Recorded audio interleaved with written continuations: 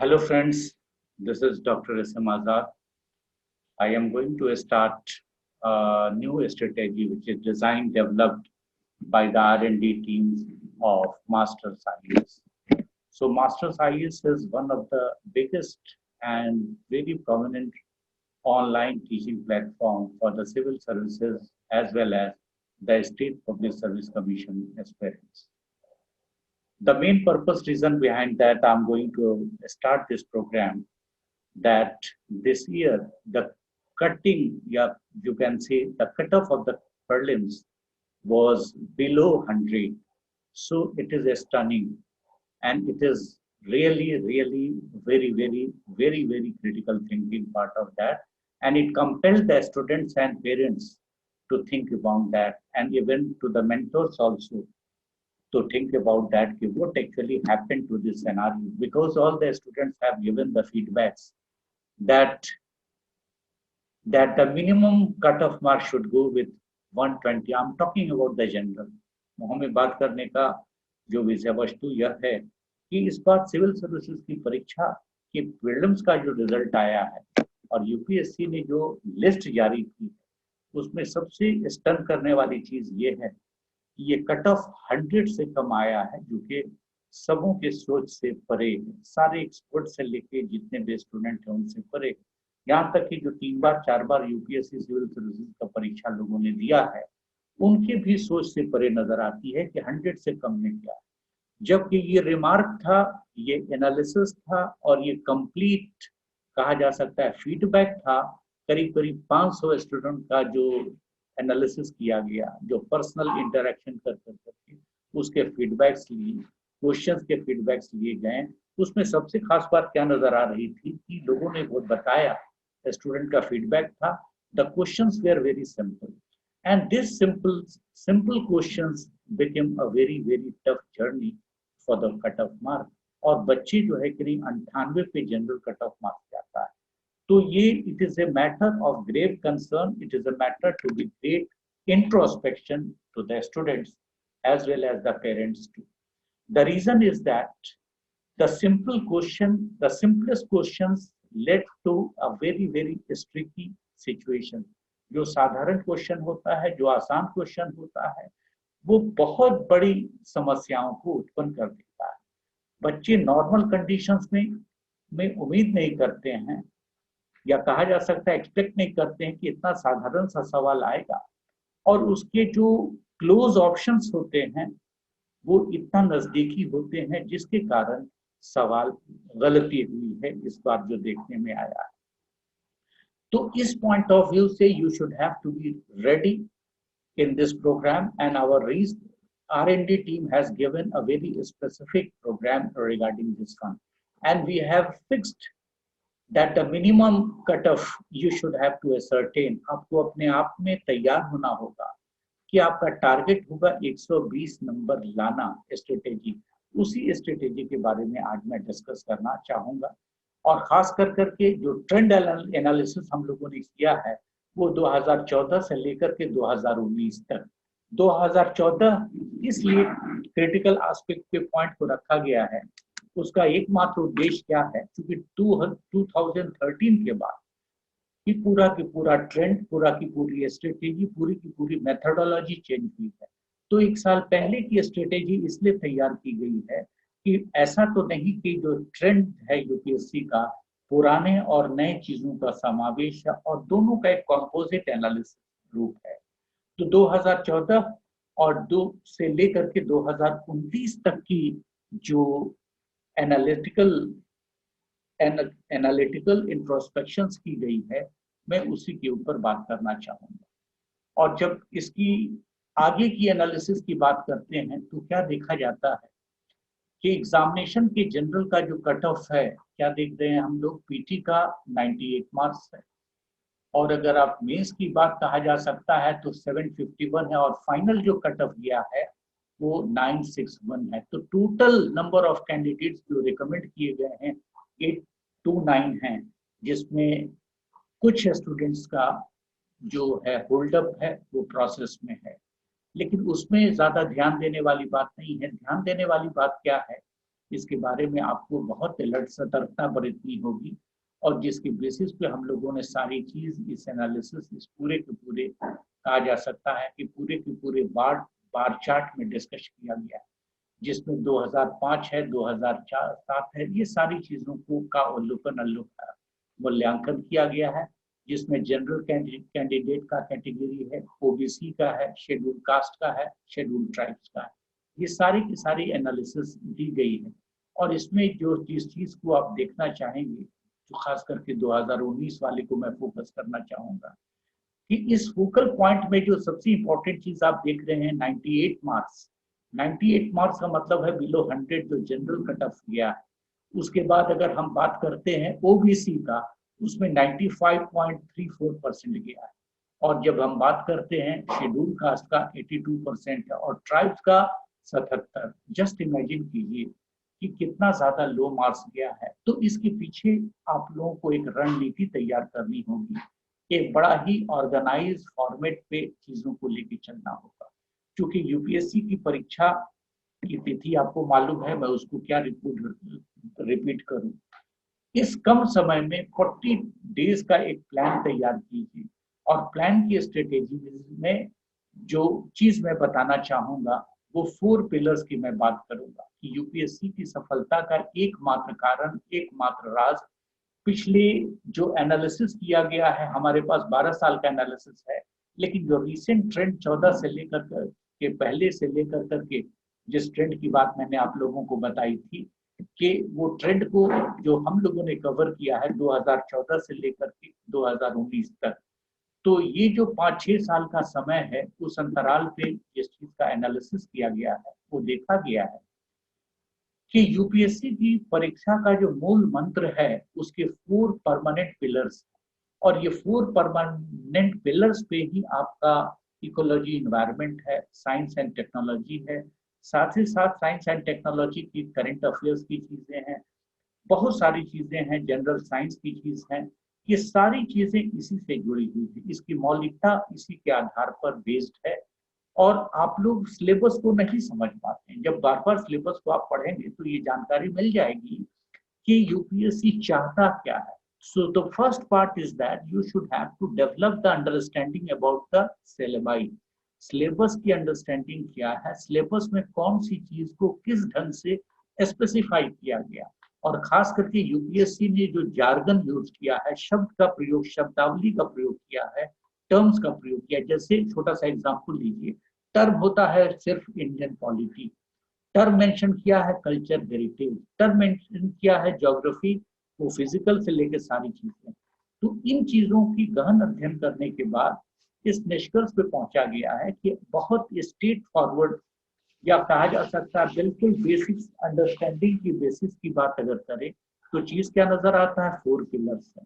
और ये 4 pillars PT ही नहीं, मेंस की परीक्षा, इंटरव्यू और एसे, इन सभी चीजों से पूरी तरह से कनेक्टिविटी है, इसकी कनेक्टेड है।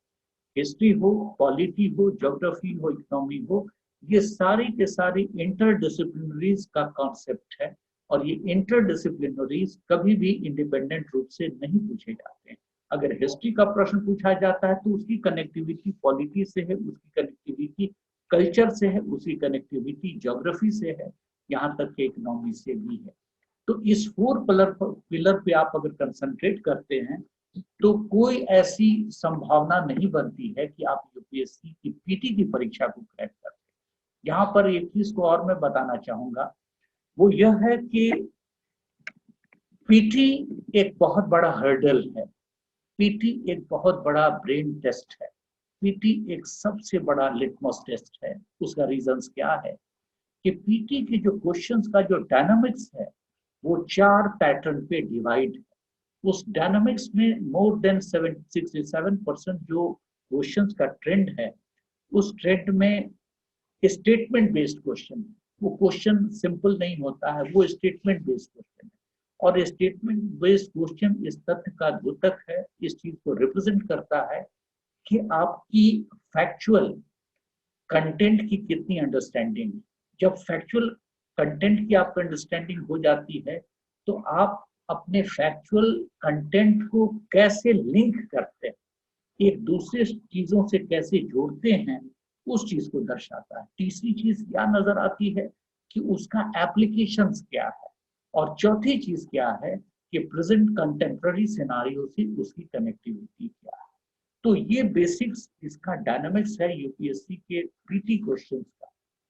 और पीटी क्वेश्चंस का जो नेचर है वो 4 डिवीजन में, 4 डायनामिक्स में बटा हुआ है, जिसमें एमसीक्यू है, सिंपल सा है, किसी एक शब्द का जवाब देना, 4 आपके साथ प्रश्न पूछे गए उसका जवाब देना। वो सबसे ट्रिकी होता है, उसको कभी भी आप सभी आसान नहीं समझिएगा, क्योंकि एक प्रश्न के जो 4 ऑप्शन होते हैं वो चारों सही होते हैं। उसमें जो सबसे मेजर कॉम्प्रिहेंडिंग प्रोसेस है वो यह है कि उसमें सबसे करीबी कौन सा है, सवाल के हिसाब से कौन सा करेक्ट है। That is one of the master critical aspect of that question. उस क्वेश्चन की सबसे बड़ी विशेषता यह है। दूसरा जो सबसे ज्यादा जिसकी डोमिनेंसी बढ़ती जा रही है इन दिनों, वो यह है 67 to 70% स्टेटमेंट बेस्ड क्वेश्चन। एक क्वेश्चन के साथ में 3 स्टेटमेंट होते हैं, और 3 स्टेटमेंट में से ये देखना होता है कि ये तीनों स्टेटमेंट क्वेश्चंस को कहाँ तक ये कंप्लीट कर रहे हैं, सेटिस्फाई कर रहे हैं। उसमें होता क्या है कि एनालिटिकल स्किल्स की जानकारी चाहिए, और ये चीज क्या है, क्रॉस डिसिप्लिनरी या इंटर डिसिप्लिनरी कॉन्सेप्ट के ऊपर आधारित है। और ये शो करता है कि आपकी अंडरस्टैंडिंग कैसी है, और आप अपने अंडरस्टैंडिंग को इंटरडिसिप्लिनरी के साथ कैसे कैसे कंटेन करते हैं, कैसे कनेक्ट करते हैं। ये दूसरा एस्पेक्ट ही है। और तीसरा एस्पेक्ट क्या आता है, मैचिंग। मैचिंग शो करता है कि मेंटल कैपेबिलिटी आपकी क्या है, आप किसी चीज को कैसे कनेक्ट कर सकते हैं। जैसे छोटा सा एग्जांपल, अगर एक छोटा सा एग्जांपल लिया जाए, महापरिनिर्वाण, अगर बुद्धिज्म का सवाल लेते हैं, महापरिनिर्वाण ये शब्द किस चीज से है और कहाँ से जुड़ा है, ये लिंकेज क्या है। तो बुद्ध से जुड़ा हुआ है, बुद्धिज्म से जुड़ा हुआ है, या फिलोसफी का पार्ट है, लाइक दिस, कि आप कनेक्ट कैसे कर सकते हैं, इसलिए इसको मैचिंग के रूप में दिया जाता है। और जो चौथी चीज है असर्शन रीजनिंग की, इन दिनों नहीं आ रही है, लेकिन प्रेसिव फॉर्म में क्वेश्चंस का स्टेटमेंट काफी लंबा है, और उस स्टेटमेंट में से किसी एक सवाल का जवाब देना। तो ये 4 पैटर्न है, और चारों पैटर्न की जो मौलिकता है वो बड़ा ही स्ट्रेटेजिकली डिजाइन किया गया। अब मैं आता हूँ कि किस प्रकार से, what way it is the 4 pillar of success. क्योंकि यूपीएससी का जो जनरल स्टडीज का पेपर है उसमें हिस्ट्री है, पॉलिटी है, ज्योग्राफी है, इकोनॉमी, ये 4 चीजें मेन है। इसके अलावा जो मेजर चीज है उसमें क्या है, साइंस एंड टेक्नोलॉजी, या कह सकते हैं एवरेडी साइंस, जनरल साइंस की बात आती है। उसके बाद एक नई चीज आजकल इन दिनों आ गई है, पिछले 2013 के बाद से, इकोलॉजी एनवायरनमेंट का हिस्सा जो पार्ट है वो भी एक बड़ा ही इंपॉर्टेंट क्रिटिकल रोल अदा करता है। और जो तीसरी चीज है वो करंट अफेयर से।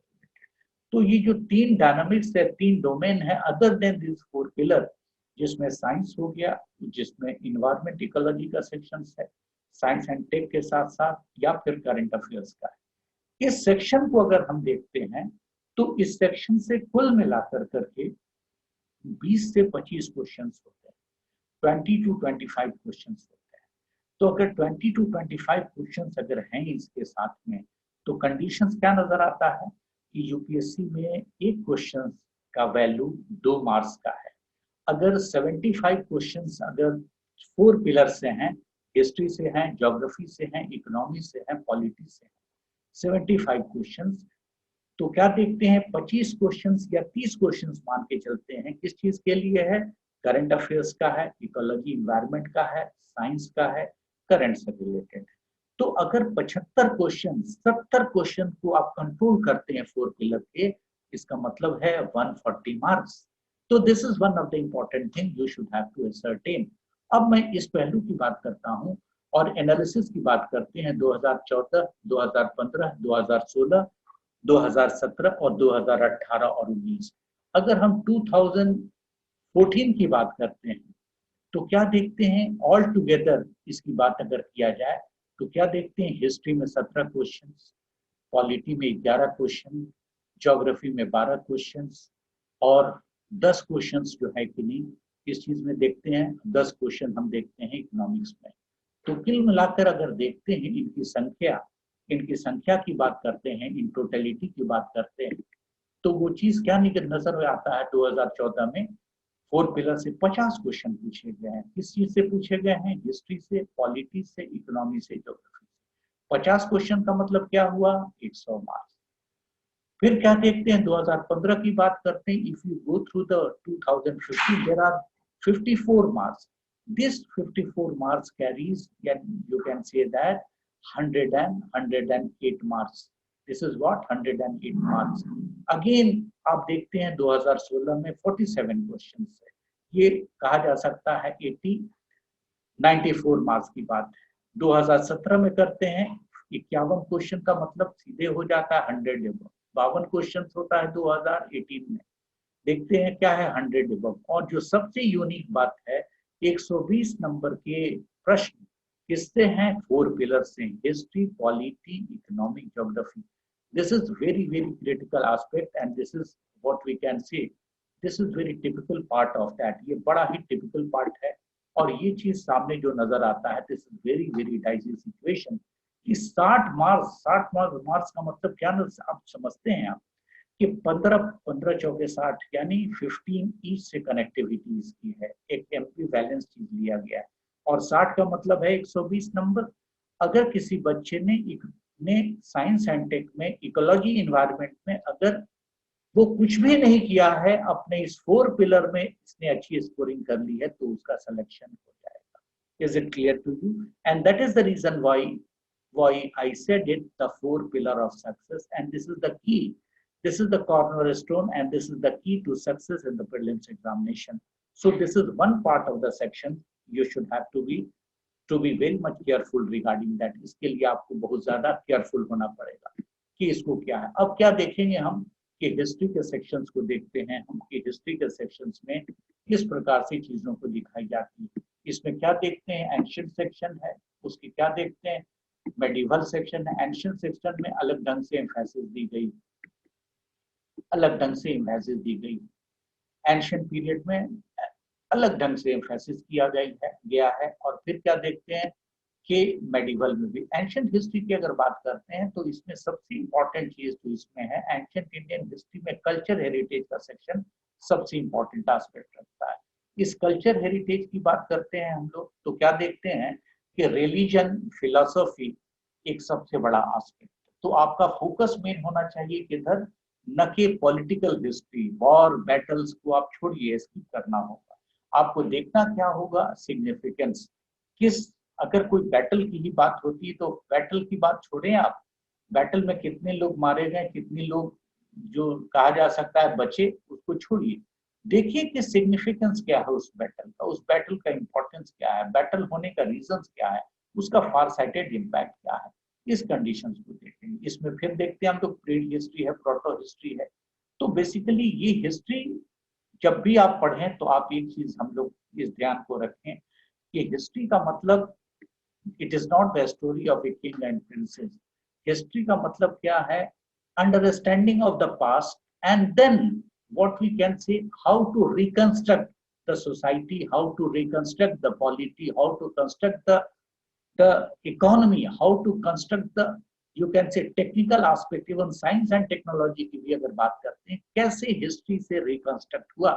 क्योंकि प्रेजेंट टाइम की बात, आप टेक्नोलॉजी की बात करते हैं तो टेक्नोलॉजी की शुरुआत कहाँ से होती है? टूल से होती है। और टूल कहाँ से शुरुआत होती है? प्री हिस्ट्री से शुरू होती है। तो इस डायनामिक्स को, इस अंडरस्टैंडिंग को देखना होगा। फिर क्या देखते हैं? वैदिक कल्चर की बात करते हैं। वैदिक कल्चर की बात करते हैं तो क्या देखते हैं हम लोग कि हिंदुस्तान का जो रिलीजन है, कल्चर है, कल्चरल एस्पेक्ट है, वैल्यूज है, एथिक्स है, ये सारी की सारी चीजें एक टेस्टामेंट के रूप में पहली बार दुनिया में सामने नजर आती है। दैट इज व्हाट वैदिक पार्ट ऑफ दैट। फिर क्या देखते हैं? 6th सेंचुरी बीसी एक रिलीजियस मूवमेंट है। आंदोलन की बात करते हैं, मॉडर्न टाइम में भी मूवमेंट हुआ है फ्रीडम स्ट्रगल का। ये एंशिएंट टाइम का मूवमेंट है जब सोसाइटी को एक लिबरल आउटलुक के दृष्टिकोण से देखा जाता है, जहाँ पे जात पात, कास्ट, क्रीड सिस्टम समाप्त हो जाता है।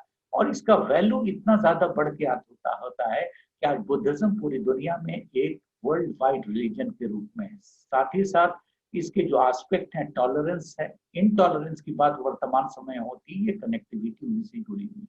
फिर क्या देखते हैं? मौर्यन एम्पायर है। मौर्यन एम्पायर की भी बहुत बड़ा कंट्रीब्यूशन है मेरे पॉलिटिको एडमिनिस्ट्रेटिव सिस्टम में, या कहा जा सकता है जो कॉन्स्टिट्यूशनल डेवलपमेंट है, पॉलिटिकल एस्पेक्ट है, इकोनॉमी है, एडमिनिस्ट्रेटिव सिस्टम में इसका बहुत मेजर इम्पैक्ट है। इस तरह से क्या देखते हैं कि लेगेसी ऑफ सिविलाइजेशन की बात हम लोग कर लेते हैं। इस पीरियड में हम लोग एंशिएंट पीरियड, जब मेडिवल पीरियड की बात आती है तो एक चीज को आप ध्यान रखेंगे, मेडिवल हिस्ट्री का उद्देश्य ये होता है और इसका एस्पेक्ट डायनामिक्स क्या है, ट्रांसफॉर्मेशन का एज। इस ट्रांसफॉर्मेशन के एज में हम लोग फिर से देखेंगे कि जो एक एंशिएंट हिंदू सिस्टम समाप्त होता है, फॉरनर्स आते हैं, मुस्लिम कल्चर, मुस्लिम डायनेस्टी की शुरुआत हो जाती है, जिसमें लोधी से लेकर करके कहा जा सकता है दिल्ली सल्तनत से लेकर सूफिज्म, भक्तिज्म तक की बातें कही जाती हैं। तो this is significant aspect of what we can say that medieval history. Then modern history की बात करते हैं। Modern history is a very dominating part and dominating feature. इस डोमिनेटिंग फीचर में कमिंग ऑफ द यूरोपियन की बात करते हैं, यूरोपियन का आगमन होता है, ये एक बहुत बड़ा चेंज फील्स। और ये जो इन लोगों का आगमन होता है, फाउंडेशन आता है, ये मॉडर्नाइजेशन की बात होती है। और इस मॉडर्नाइजेशन के युग में सारी चीजें सामने नजर आती है, जिसको क्या देखते हैं, इंडिपेंडेंस ऑफ इंडिया, आजादी की लड़ाई की बात करते हैं, साथ ही साथ कॉन्स्टिट्यूशनल डेवलपमेंट की बात करते हैं। तो ये पूरा के पूरा डायनामिक्स जो है कि नहीं, ये एंशिएंट इंडियन, मेडिवल हिस्ट्री और modern India. Modern India dominate करता है हमेशा, 50% क्वेश्चंस कंप्लीटली मॉडर्न से ही होते हैं और रेस्ट ऑफ द पार्ट जो है वो एंशिएंट और मेडिवल से होते हैं। तो this is the first pillar of success what I discuss to you, this is all about that. अब इसके बाद जो मेजर सेक्शंस को देखेंगे हम लोग, क्या देखते हैं, polity and governance. Polity and governance का जो हिस्टोरिकल पर्सपेक्टिव है, पॉलिटिकल पर्सपेक्टिव है, जिसके रूट में जब जाते हैं तो again we have to go through the history. क्योंकि कॉन्स्टिट्यूशन का मेकिंग या कहा जा सकता है प्रेम्बल का डेवलपमेंट, ये सारा के सारा हिस्टोरिकल डेवलपमेंट है, हिस्टोरिकल एस्पेक्ट्स है। और पॉलिटी और गवर्नेंस ये सबसे मेजर और क्रिटिकल पार्ट है। इसका सबसे बड़ा डोमिनेटिंग रोल पीटी के साथ साथ मेंस में भी जुड़ा हुआ होता है। अगर एक बार पीटी में इसकी तैयारी कर ली जाए पॉलिटी एंड गवर्नेंस की, तो क्या देखते हैं, you will have to do hard half work for the mains examination. और जो तैयारी इसकी होती है कॉम्प्रिहेंसिव डिटेल होती है, न कि शॉर्टकट मेथड होती है। यूपीएससी पॉइंट ऑफ व्यू से आपको सेलेक्ट करना पड़ेगा। इस बार पीटी में अगर तैयारी कर रहे हैं तो जो जो ये बोल्डर पॉइंट में मैंने इंडिकेट किया है, ये पूरी चीजों को आप ध्यान देंगे और बार बार रिपीट करते रहेंगे। तो ये खास चीज है। ये जो सेक्शन मैंने डिस्कस किया, this is all about the polity and governance.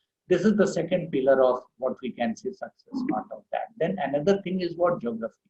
This is again very instrumental and very interesting part of that. इस conditions में क्या देखते हैं कि इंडियन ज्योग्राफी और वर्ल्ड ज्योग्राफी दोनों सेक्शन की बात करते हैं, जिसमें देखते हैं बेसिक्स है, लोकेशन है, लैटिट्यूड है, लॉन्गिट्यूड है, इंपॉर्टेंट पोजीशंस की बात करते हैं। दूसरा सेक्शन फिजिकल फीचर है, बिना फिजिकल फीचर, और खास कर करके पीटी पॉइंट ऑफ व्यू से मैंने जो बोल्डर पॉइंट मेंशन किया है, इन एस्पेक्ट को आप कभी भी किसी भी कंडीशन में आप नहीं छोड़ सकते हैं। जो ये पूरे के पूरे 5-6 सेक्शंस में विभाजित है, ये 5 सेक्शंस में ये बटा हुआ है। नेचुरल वेजिटेशन की बात करें, एग्रीकल्चर की बात करें, क्लाइमेटिक की बात कीजिए, और इसका कनेक्शन किससे है, करंट अफेयर से। अगर एग्रीकल्चर की बात करते हैं तो एग्रीकल्चर का जो मेजर डेवलपमेंट है, क्या देखते हैं, गवर्नमेंट की सारी पॉलिसी से कंसर्निंग, गवर्नमेंट द्वारा लॉन्च किया गया किसान क्रेडिट कार्ड से लेकर करके एग्रीकल्चर प्लानिंग, या कहा जा सकता है कि जो भी लैंड रिफॉर्म की बात की जा रही है, उन सारी चीजों से कनेक्टिविटी। रिवर सिस्टम की बात अगर करते हैं तो रिवर सिस्टम का जो कनेक्टिविटी है वो मल्टीपर्पज प्रोजेक्ट से है। मल्टीपर्पज प्रोजेक्ट की जो विशेषता है, क्या देखते हैं, डैम है, कंडीशंस क्या है, हाइड्रो इलेक्ट्रिसिटी की बात होती है, फ्लड कंट्रोल की बात होती है, इरिगेशन सिस्टम की बात होती है। तो this is all about what we can say that river system. तो रिवर सिस्टम एक तरफ से क्या देखते हैं कि कंट्री के एग्रीकल्चर प्रैक्टिसेस को, कंट्री के जो कहा जा सकता है रूरल इकोनॉमी को स्ट्रेंथन करता है। और इस रूरल इकोनॉमी के साथ साथ क्या देखते हैं, ये प्रोजेक्ट जो है कि नहीं, हाइडल प्रोजेक्ट के रूप में खास करके पनबिजली को उत्पन्न करने में, फ्लड कंट्रोल को उत्पन्न करने में, डैम बनाने में, साथ ही साथ क्या देखते हैं, उसकी उपयोगिता होती है। और फिर क्या देखते हैं कि जब फिजिकल ज्योग्राफी को देखते हैं, this is what we can say geopolitic reasons. In this connection you should have to be very ascertain, because अभी जो रिसेंटली खास कर करके क्या देखते हैं, इंडो चाइना, चाइना की जो समस्या आई, लद्दाख का जो समस्या आया, ये क्या देखते हैं, ये ज्योग्राफिकल जियोपॉलिटिक रीजन्स, और उसके साथ जिसको कहा जा सकता है फिंगर पॉइंट की भी बात की गई, तो गलवान घाटी की बात की गई, ये सारी की सारी चीज जियोपॉलिटिक्स सेक्शन का हिस्सा है, जो ज्योग्राफी के साथ कनेक्टिविटी किस चीज से, करंट अफेयर से। तो आपके पढ़ने का जो अप्रोच होगा वो मल्टी डायनामिक्स होगा, दैट शुड बी इंट्रोस्पेक्टिव। वो चीज क्या होगा, एप्लीकेशन बेस्ड होगा, न कि कन्वेंशनल पैटर्न को लेकर के आप यूपीएससी पॉइंट ऑफ व्यू से चलेंगे। और एनालिसिस में जिस चीज को मैंने बताया है या दिखाया है, उसकी विशेषता क्या है कि हर एक सवाल किसी न किसी एस्पेक्ट से कनेक्ट है, कोई भी इंडिपेंडेंट सवाल कभी भी यूपीएससी द्वारा नहीं पूछा जाता। तो this is all about what we can say geography. Then the another aspect, जब अनदर एस्पेक्ट की बात करते हैं ज्योग्राफी के बाद, अनदर एस्पेक्ट की बात देखते हैं, रेनफॉल भी एक बहुत बड़ा हिस्सा है, economic infrastructure, transportation, human geography, this is also very important part. और इसको मैंने अलग अलग स्ट्रेंजर्स में बांटा है, और आप अपनी तैयारी करते समय इस पॉइंट को, इस एस्पेक्ट को जरूर लेकर करके चलें। तो this is another aspect of that. Another thing, अगर दूसरी चीज क्या आता है, इकोनॉमिक्स, ये भी एक बहुत बड़ा हिस्सा नजर आता है। इंट्रोडक्शन टू इकोनॉमिक्स जो है, ये बेसिक चीज को लेके चलेंगे, इंडिया की जो इकोनॉमी है उसका नेचर क्या है, कैरेक्टर क्या है, जिसको मिक्स्ड इकोनॉमी के रूप में कहा जाता है। दूसरी चीज क्या नजर आती है, national income, economic growth and development की बात करते हैं, मॉनेटरी सिस्टम की बात करते हैं, फिनेंशियल इंस्टीट्यूशंस की बात करते हैं, फिर बैंकिंग है, इन्फ्लेशन है, फिनेंशियल मार्केट है, साथ ही साथ जो अदर एस्पेक्ट इसके नजर आते हैं हम लोग को, टैक्सेशन है, टैक्सेशन की प्रक्रिया है, बजट है, इंडस्ट्री है, इकोनॉमिक प्लानिंग है। इस पिन पॉइंटिंग टॉपिक को आप कभी भी मिस नहीं करेंगे, that is one of the important aspect of that. लेकिन इसके साथ साथ जो दो चीजों को ध्यान में रखिएगा, वो इकोनॉमिक सर्वे आप याद रखेंगे, और फिर क्या देखते हैं हम लोग, कंप्लीट बजट, क्योंकि इन दो चीजों को लेकर के चलना होगा। और एक और जो तीसरी चीज है, जो पहले प्लानिंग कमीशन हुआ करती थी, इन दिनों क्या देखते हैं, वो क्या बन गया है, नीति आयोग के नाम से चीजें बनी।